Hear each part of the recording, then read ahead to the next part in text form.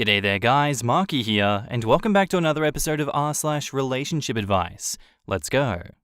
Am I the a-hole for blasting Disney music? Hello, I, 16 female, have an older brother, 19 male, who is one of those prank YouTubers and TikTokers.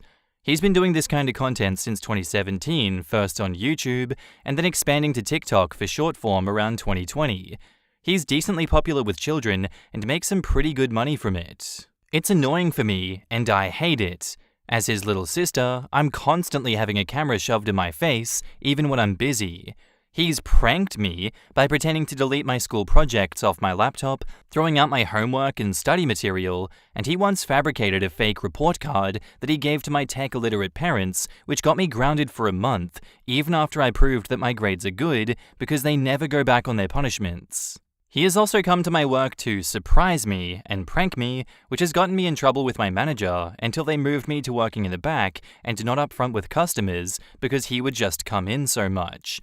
With my money, I recently bought a Bluetooth speaker, and whenever I see him with his stupid camera, I blast whatever Disney music I can. Let It Go, We Don't Talk About Bruno, anything I can because Disney is vicious with copyright and the footage is useless.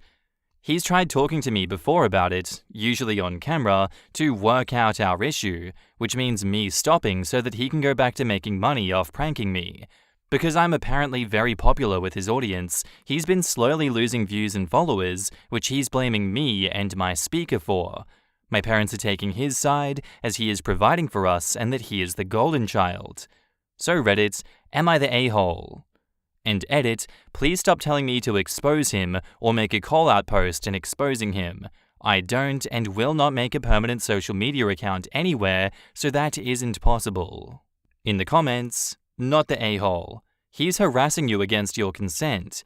If he can't make views without harassing you, then he's not really making the money himself, is he?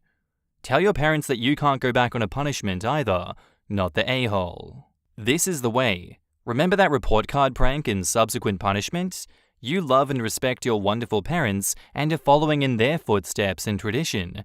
It's tough love and it hurts you to do it, but you must follow through out of love for your brother.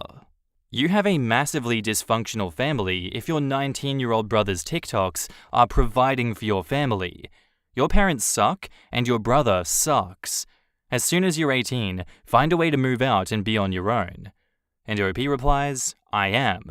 I have a job so I can save money, and I have some friends who also want to move out at 18, and we plan to find an apartment to live in together. My parents are trying their best. They are immigrants, and me and my brother are first generation. Before his channel, our family struggled a lot, so they see his pranks as something to endure so that we don't return to how we were before. My brother sucks, my parents are doing their best even if it's misguided. Based on your other comments, it sounds like the pranks is something for you to endure and not them. If your parents are off limits and yet they continue to reap the benefits of your brother's success, then you have every right to be off limits as well. This isn't something that is applying equally to your parents, and it's unreasonable for it to be something that you solely bear the burden of. Keep blasting that music and protect that speaker. And OP replies, when I was 11 to 12, I did like being in videos quite a lot until it got too much and the pranks got crueler, and since I used to love being in videos, my opinion now doesn't matter apparently. And yes, I will. It's a cheap speaker that I always have with me, and I have spares hidden in my room in case my brother does destroy one of them. I'm so sorry that you have to deal with that. You're a person and you're allowed to have your opinions change, even if the pranks hadn't gotten crueler. Unless he pays you money for being in it, he can shut the F up, not the a-hole, and your bro should prank his parents.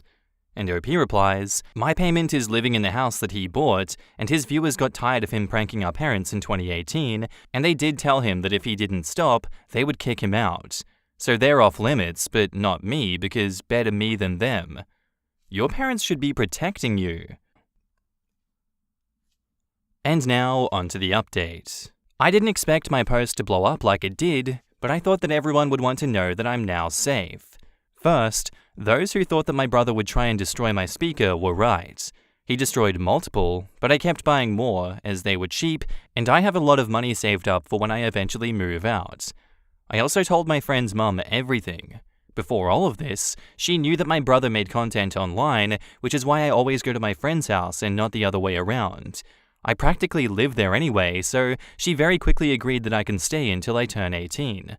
While packing my stuff, I started participating in pranks again to keep my brother and parents happy so they wouldn't be suspicious. I kept telling my brother about an epic prank I was planning, and a few clips of me talking about it were in videos, and fans got really hyped for it. The prank was me taking the last of the stuff that was still in my room and using a lot of printer paper and tape to write notes all over my walls, bed, desk, everywhere that said things along the lines of, "Have fun without me, I'm not coming back, I hate your pranks," and other comments. I doubt he'll post the video, but I like to imagine he turned purple seeing it all. I'm currently at my best friend's house, and we're working things out legally so I can stay without my parents claiming that I was kidnapped or anything. I'm also considering getting a restraining order against my brother, and am looking for a new job. Hopefully with better pay so he can't try to see me while I'm at work. I still won't be making any social media or exposing my brother. He can lose his fans on his own without my help, and I can stay anonymous and out of the public eye. Thank you everyone who gave me advice. I really appreciate it.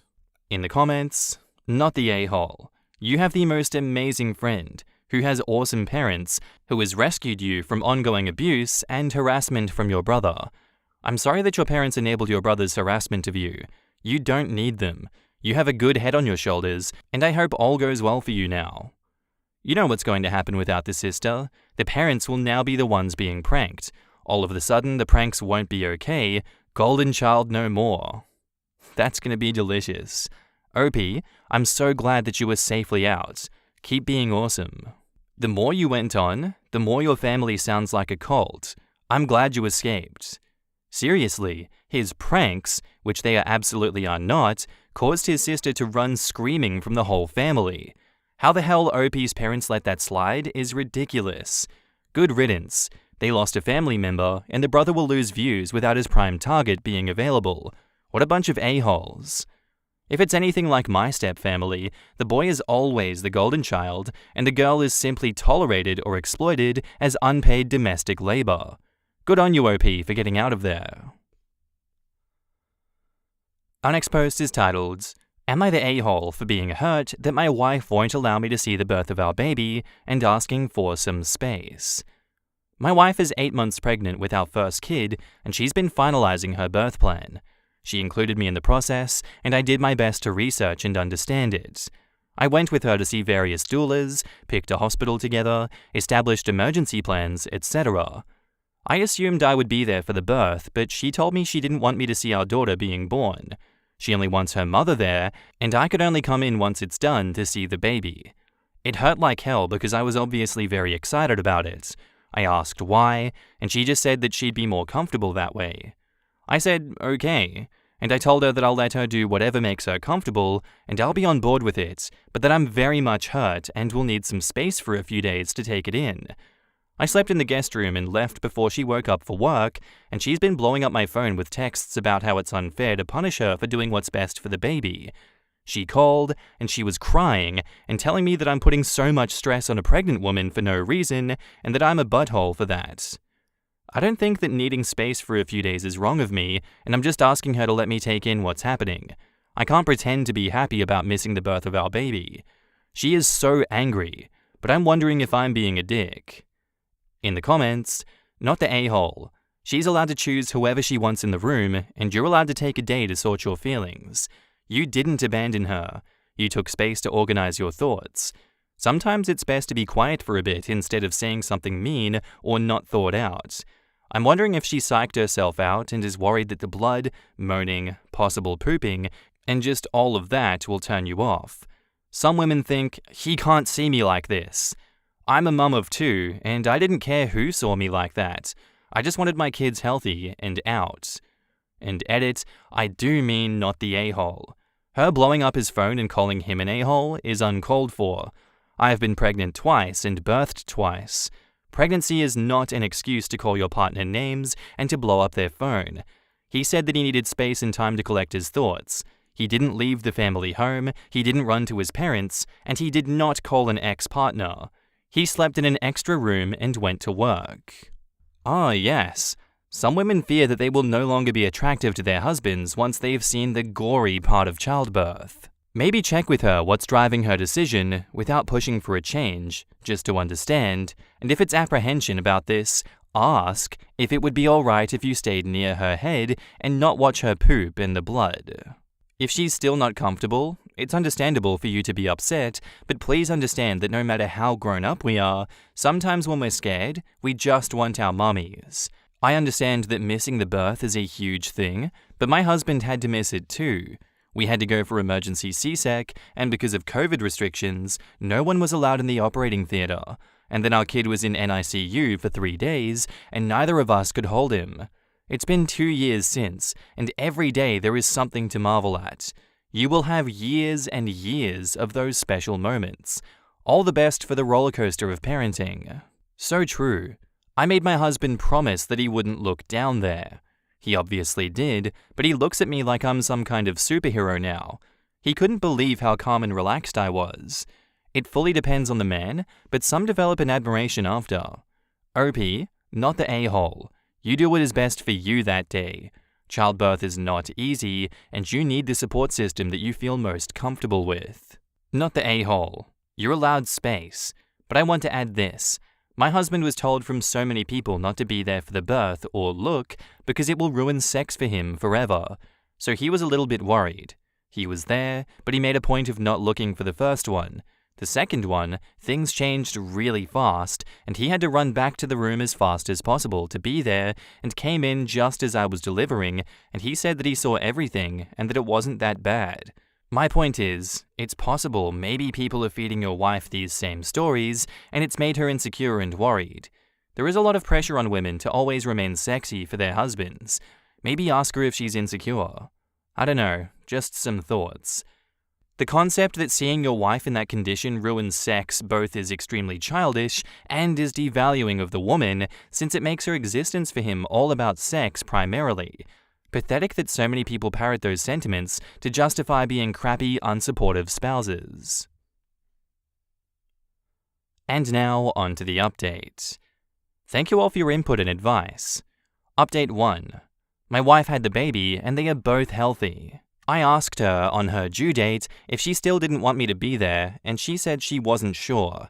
She was very stressed during labor, and I could tell that she was really anxious, so I did my best to comfort her, and I didn't ask. She did ask me to leave when it was time to push, and I came back when our daughter was born. I didn't catch her, but I got to cut the cord, and I held her first, which I am very grateful for. Things were okay with my wife for a while, until she dismissed how I felt about missing the birth, and said that I was making a big deal out of a couple of minutes. I then found out the reason she excluded me was because she was scared that I would stop being attracted to her. I kinda lost it, and I regret it, but I was sleep deprived, and I told her that I was disappointed in her as a mother, and she put her vanity before our kid and before me. My wife then asked for marriage counseling, and we're on a wait list for a first appointment. We have been very cold towards one another when we're alone, and we will probably fight soon again. I know it's not the best way to be when we have a newborn, but I can't help but blame her for this situation. I will be going back to work soon, so I'm hoping the distance that work gives me from her will help me calm down and gather the strength to be more mature about it all. Update 2. Wife and I separated for a couple of months, but decided to work on our marriage.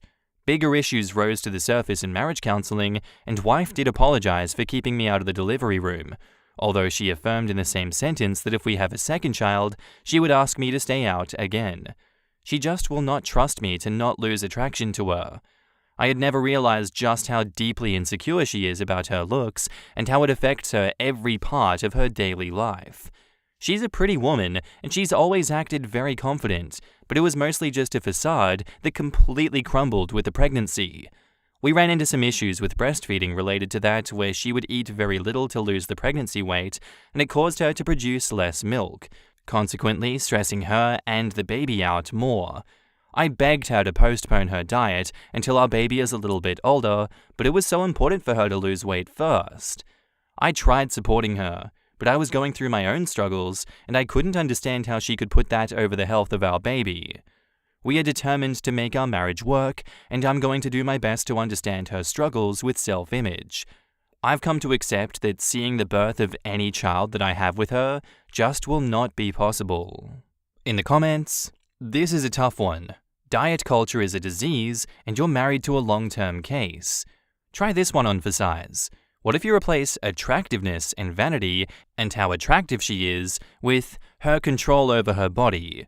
She didn't want you in the room for the birth because she wanted to retain a sliver of control over her body and how it's seen. She doesn't want to eat enough to breastfeed easily because she wants to regain control over how her body is shaped. Does that give you a little more insight? A lot of times in pregnancy and birth and feeding, the pregnant person needs some kind of control over a process that often seems to happen without their input. And this is in loving families with wanted pregnancies. Very few people get pregnant and then have it go exactly how they wanted, expected, and hoped. No amount of dieting, exercise, or anything else will change what a pregnancy does to a body. And if her pride is in how she looks and the control she has over how she looks, going through a year or more in which that entire foundation crumbles has to be really rough. No a-holes here. I think you are both victims of an image-obsessed culture that neither of you will ever fully unlearn. Good luck in the times ahead. Old age comes for us all. Women are told that men are traumatized by seeing birth, and they will never look at your lady bits the same again. It's a huge thing in some circles that men should be men and stay at the head of the bed if he dares enter the room. It's easy to blame someone for how they respond to societal BS instead of keeping the blame on the societal BS, which feels much less alterable than individual behavior. Thank you for shifting the focus where it belongs. Personally, my heart aches for women who see again and again just how quick men can lash out at women because they suddenly see that bodies aren't solely for their own pleasure. In my opinion, this is what OP should be heartbroken about as well. I also think that OP should do some introspection about how his views of her body might be just as unhealthy and objectifying as how she views it herself. Whilst she's caught up in her body's values in terms of attractiveness, he's reducing her body's value to that of a life giver to their child. He has decided that her wants, fears, and anxiety was secondary to watching his child be born. His concern about her dieting are focused on the consequences for the child. Those concerns are not invalid, of course, but it's also dehumanizing as hell to be treated as just a vessel for another person's life and can't be helping the anxiety that she has around her self-image and self-worth. He is exacerbating the problem, knowingly or not. Our next post is titled, "Am I the a-hole for kicking my friend out of my vacation house in a foreign country?" English is not my first language, so please excuse my poor grammar. My family owns property in a tropical destination that is very popular this time of the year. My friends and I, all girls in our early 20s, have been talking about going to my parents' house for years, and this January was finally the season that everything was aligning in our favor. An acquaintance of mine, Jessica, who is a part of a larger group of friends, heard about the upcoming trip and asked to join us. I was reluctant at first, but she kept publicly insisting on it by saying that visiting this place was one of her childhood dreams, and it put me in an awkward position to say no. We then add her to our travel group chat and go over everything that was already decided on our itinerary and just how much money we were planning on spending on this trip. She seemed excited about it and didn't want to change anything. Great. Unfortunately, things started to go south the moment she arrived here. Jessica bought a different flight from everyone else and would arrive at 3 a.m. I told her she could either get a taxi to my house or wait at the airport until 10 a.m. when I would drive by to pick everyone else up. She was not happy with that and was very passive-aggressive for the rest of the day. She then started to complain about our itinerary, how everywhere we picked was too expensive, and she felt excluded and judged by the people there. We tried to compromise and did a few touristy things with her, but when we started getting ready to go to a beach club yesterday, she threw a fit. I reminded her that she knew about all of this before buying tickets and that she wasn't forced to join us. She could just stay at home and eat the foods that my parents kindly stocked for us and walk around the city center. When we come back home, I am flooded with messages from our mutual friends asking why I'm being so mean to poor Jessica. Apparently, she took it to social media and created a narrative that she's a victim and that we are bullies. I was sick of it. We had a fight where she called me terrible things. I wasn't a perfect angel either, to be honest, and it ended with her being kicked out. So Reddit, am I the a-hole? Absolutely not the a-hole. And it's time to tell the real truth to everyone ganging up on you. She created her own problems and tried to blame you. She can just get herself back home. Not the a-hole. I am so glad that this is a story where people don't put up with obnoxious, selfish bullcrap. Kudos to you. It is always best to trust your gut feeling, but after all is said and done, I think you handled this like a champ. Not the a-hole. From your post, it sounds like you tried to accommodate her. She really has poor form inviting herself on a trip that she couldn't afford. She should be grateful that she had a nice place to stay and that there was food for everyone. She looks like the fool making this a public issue, airing the dirty laundry. I would remain classy, and if it really becomes an issue, recommend a good book on etiquette. Enjoy the rest of your vacation. She invited herself on a vacation and then complained that the itinerary was too expensive for her. I can't fathom getting a flight for 3 a.m. arrival apart from the group and expecting to have someone other than a paid service available for my immediate pickup. She's self-absorbed and should have looked into the cost of excursions and activities to see which ones she could afford before booking her red-eye flight. Not the a-hole. I'm going to assume that the argument escalated into her calling you some nasty names, which is frankly unacceptable for a guest to do to her host. She was treating your parents' house as if it was a VRBO that just happened to be free and wanted all of your guests to be her wingmen on her dream vacation. It is not clear if she posted for sympathy or to have your mutual friends pressure you to do things her way. If you kicked her out, essentially for airing her feelings on Facebook, then you're a bit the a-hole, but if she was using it to bully you into doing her agenda, then she's even more a-hole. And now, onto the update. So even though I was mainly judged not the a-hole, I felt bad about the way that I handled it. Like many of you pointed out, it is my fault for allowing her to come in the first place. This country, and specifically this specific location, is considered safe, but it's not idiot-proof. Something bad could have happened, and I would have blamed myself for it. I decided to be the bigger person, and I contacted Jessica earlier today after dropping my friends off at the airport. Our talk went really well. She explained that in the beginning she was looking forward to our plans. She wanted to experience the glitz and glamour of our destination. In her head, she would go to the beach clubs with us. Guys would offer to buy her drinks and ask her out to dinner so she wouldn't have to pay for any of it. Unfortunately, reality didn't play out like that, and she started to grow resentful whenever one of us would get male attention. The final straw was when I wouldn't let her borrow a wetsuit from me when we went scuba diving. She wouldn't fit in any of our extras, and I didn't want them to stretch or break. She said that it triggered her imposter syndrome and body dysmorphia, so she didn't want to go to hotspots with us as it was affecting her mental health. I told her that while I understand where she's coming from, I hope she realizes that my friends and I are not in the wrong for sticking to our original itinerary and not catering to her insecurities. We didn't bully her once, and slandering us on social media for her own issues was unacceptable and unhinged. She genuinely apologized for her behavior, and she knew that she was in the wrong. I also apologized for kicking her out in the heat of our fight and offered to pay for her hotel and any fees she had to pay in order to anticipate her flight. She thanked me and said that she would request the payment on a money app. Everything was going well until I saw the request for 5,000 euros. What? I texted her asking if this is the right amount, and she said yes. I asked for receipts, and she didn't have any. I asked for bank statements or any sort of proof.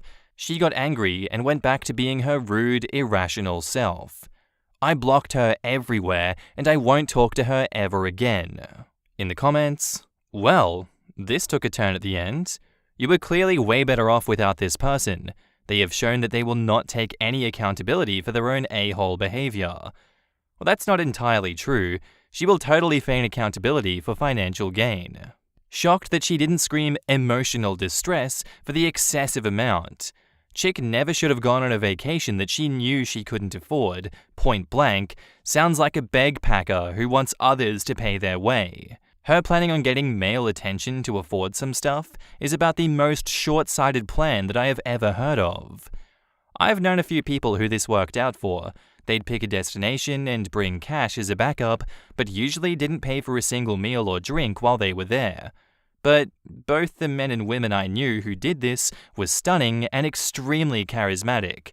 I found out about it because one of them was complaining about how she always had to buy her own meals and drinks in Utah. California, New York, Mexico, or Brazil, she ate and drank on her looks. But in Utah, she paid for every meal. I'm not sure what's up with this state. They're too busy being Mormons and oppressing women. Oh god. Not the a-hole, again. $5,000 is probably the cost of her flight and all expenses for her failed dream vacay. Overall, you come across as empathetic, generous, and balanced, i.e., a truly good friend. Dude, we just did a 3-person, 11-day vacation overseas from where we live for $4,000. I can't imagine spending €5,000 on one person for what sounds like a shorter trip.